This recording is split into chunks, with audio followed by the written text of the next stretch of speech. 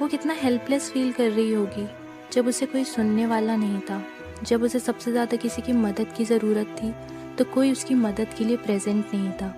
बहुत जोर जोर से रो रही थी, चिल्ला रही थी, लेकिन फिर क्या फ़ायदा।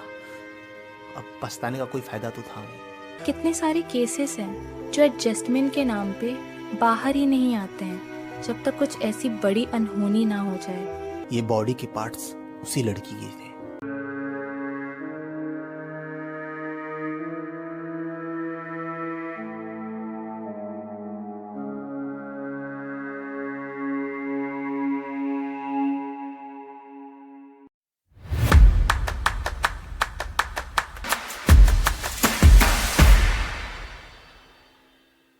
Hello everyone to whoever is listening to us. Along with that, hi Shravan.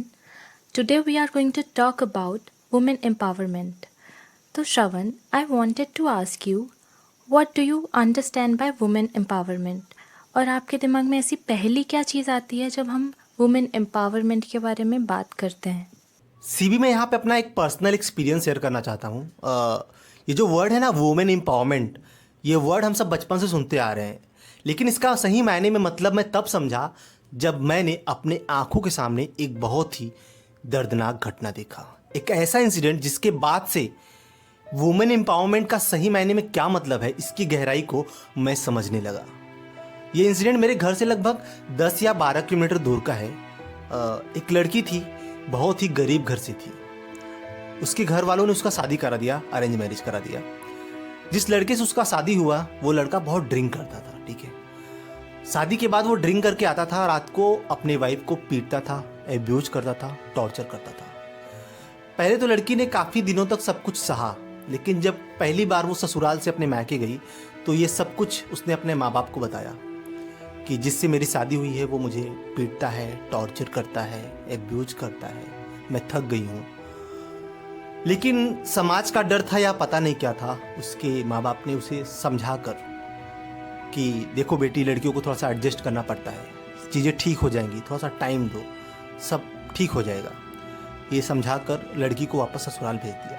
लड़की ने भी सोचा कि शायद चलो ठीक है, फ्यूचर में शायद सब कुछ ठीक हो जाए, थोड़ा दिन कंप्रोमाइज़ कर लेती हूँ। हमारे इंडियन सोसाइटी का माइंडसेट ही ऐसा है कि लड़कियों को पता नहीं क्यों कंप्रोमाइज़ करने के लिए कहा जाता है, एडजस्ट करने के लिए कहा जाता है। वो बेचारी वापस से ससुराल गई, ठीक है। लेकिन लड़का वही सारी चीज़ें फिर से रिपीट करने लगा, ठीक है। ड्रिंक करके आता था, उसको पीटता था, अपने वाइफ को टॉर्चर करता था। जब वो एकदम थक गई, उसे लगा कि बस अब मैं सह नहीं पाऊंगी, तो वो भाग के अपने मैके गई और उसने बोला कि हो गया, अब मैं अपने हस्बैंड के पास कभी नहीं जाऊंगी, कुछ भी हो जाए मैं आप लोग के साथ में ही रहूंगी। वो बेचारी पढ़ी लिखी नहीं थी, तो उसको अपने राइट्स के बारे में भी उतना पता नहीं था।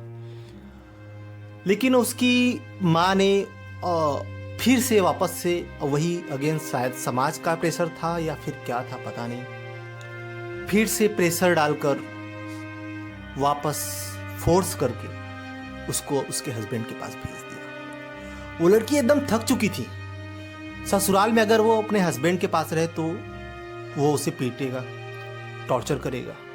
अगर वो मायके भाग के जाए कि मुझे हस्बैंड के पास नहीं जाना है, तो मायके वाले सपोर्ट नहीं करते थे, माँ बाप सपोर्ट नहीं करते थे। वो बहुत ज़्यादा हेल्पलेस फील करने लगी थी और वो पढ़ी लिखी भी नहीं थी कि खुद के पैर पे खड़ी होकर कुछ कर सके और अपने राइट्स के लिए लड़ सके। वो बेचारी बहुत खुद को असहाय, मजबूर, हेल्पलेस फील करने लगी। फिर एक दिन मैं मतलब ये स्टोरी को लगभग हो गया 6 से 7 साल शायद से, लगभग मैं क्लासेस गया हुआ था। मैं क्लासेस से लौट के आ रहा था, अपने क्लासेस से साइकिल से आ रहा था मैं, ठीक है। जो क्लासेस से मेरे रोड आता है वो रेलवे ट्रैक के पास आकर पैरेलल हो जाता है, ठीक है। तो मैं साइकिल से आ रहा था, मैंने अपना साइकिल टर्न किया तो मैंने देखा कि मेरे साइकिल के सामने किसी का हाथ कट के पड़ा हुआ है। मैं एकदम घबरा गया।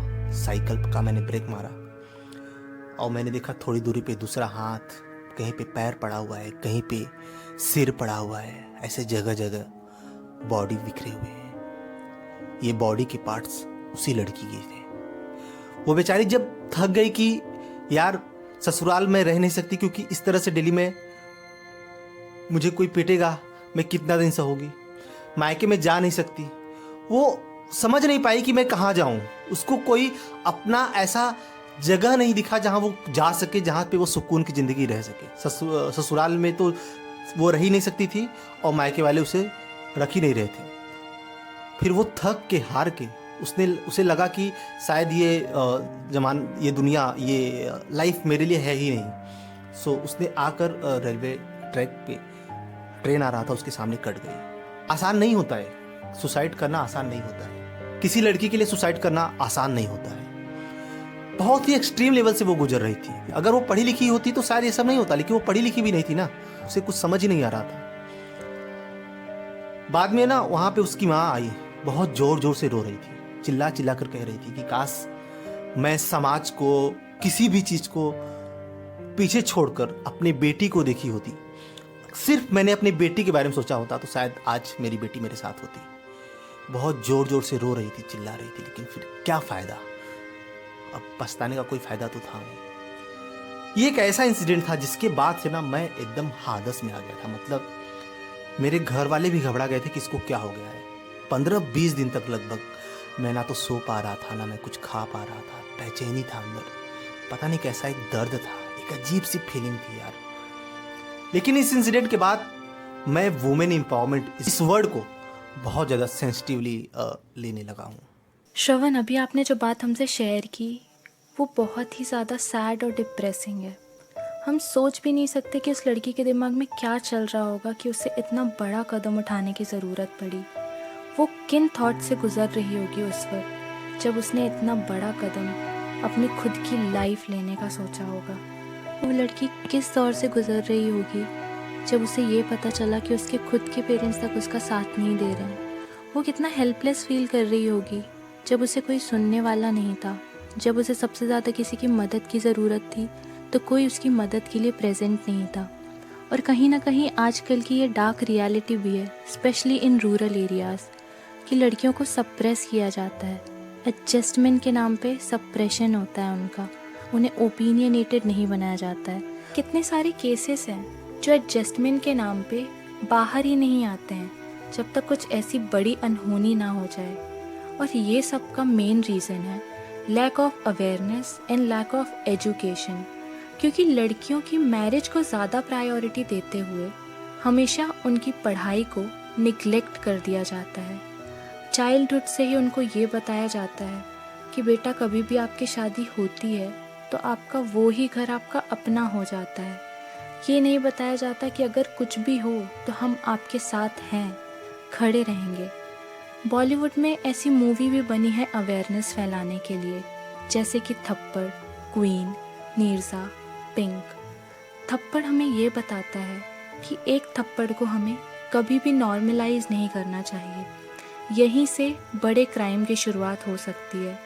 कभी भी आपको अगर ऐसा फील हो कि आपने कुछ गलत नहीं किया है, फिर भी आपको बहुत सारी एट्रॉसिटीज़ का सामना करना पड़ रहा है, तो आप उसके खिलाफ आवाज़ उठाएं। हमें पता है कि जो लोग अनएजुकेटेड होते हैं, स्पेशली इन रूरल एरियाज़, उनको बहुत सारे जो उनको राइट्स ऑलरेडी मिले हुए हैं गवर्नमेंट के द्वारा, उनकी भी अवेयरनेस नहीं होती है। स्पेशली पेरेंट्स को भी ये पता नहीं रहता है कि उनकी बेटियों की ज़िंदगी में अवेयरनेस कितनी ज़्यादा इम्पॉर्टेंट रोल प्ले करती है। ऐसी बहुत सारी स्कीम भी हैं हमारे इंडिया में, जैसे कि stand up India scheme, Beti Bachao Beti Padhao योजना, उज्ज्वला स्कीम। ये सारी उन सारी लड़कियों या महिलाओं की मदद करने के लिए हैं जो इतनी अट्रॉसिटीज़ से गुज़र रही हैं।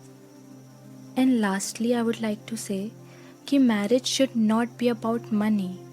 आप तभी शादी कीजिए जब आप सेल्फ डिपेंडेंट हैं, आप फाइनेंशियली स्टेबल हैं, जब आपको लगे कि हाँ अब आपको किसी की ज़रूरत नहीं है फाइनेंशियली, तब आप अपना पार्टनर चूज़ करें। ये बहुत ही ज़्यादा ज़रूरी है आज के टाइम पे कि आप खुद अपनी अर्निंग करें ताकि किसी के ऊपर आपको डिपेंडेंट रहने की ज़रूरत ना पड़े। ये सब चीज़ों के कारण बहुत प्रभाव पड़ता है आपकी ज़िंदगी में। और अपने आप को एजुकेशन प्रोवाइड करना अगर आपको सामने से नहीं मिल रही है तो लड़ाई करके लें, ये आपका राइट है।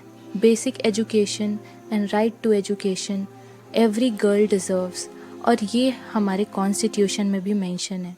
तो प्लीज़ हिचकिचाइए मत, अपनी आवाज़ बढ़ाइए। Thank you so much for listening to us. And ऐसे ही और कंटेंट के लिए हमारे चैनल थॉट्स एंड टॉक्स को सब्सक्राइब करें। And also don't forget to share this video with your friends and family. मिलते हैं नेक्स्ट एपिसोड में। Till then stay tuned.